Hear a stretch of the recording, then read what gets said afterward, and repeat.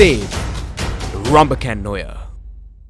The Rambaken Oya Forest Reserve is surrounded by the Hambehela, Kambaragala, Nilgala, Manikavela and Malgas Ussa forest reserves.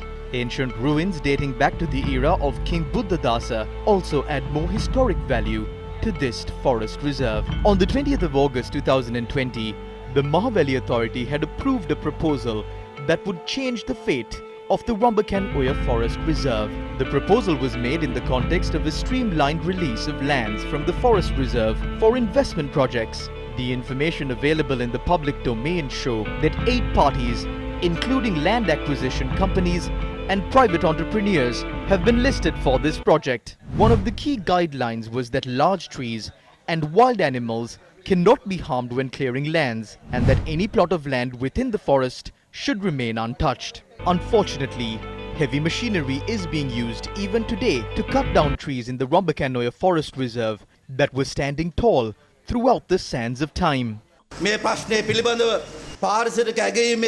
This letter reads, quote, while highlighting that activities related to the project have already commenced, although an initial environmental impact assessment is still being carried out, the Forest Conservation Department has not approved these activities, end quote. The Director General of the Forest Conservation Department has requested the Director General of the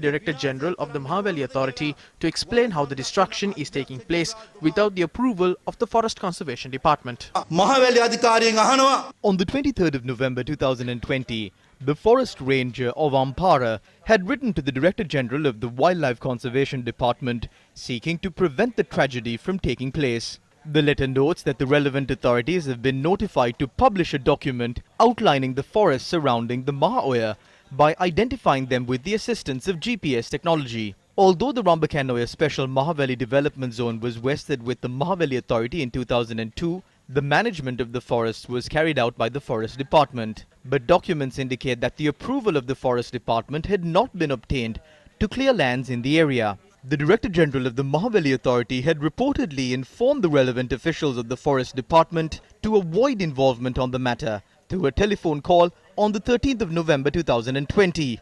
The Cabinet of Ministers had approved a proposal to grant 2,750 acres of underutilized land from the Rambaken Oya zone for the large-scale production of maize, in line with the conditions of the Central Environmental Authority.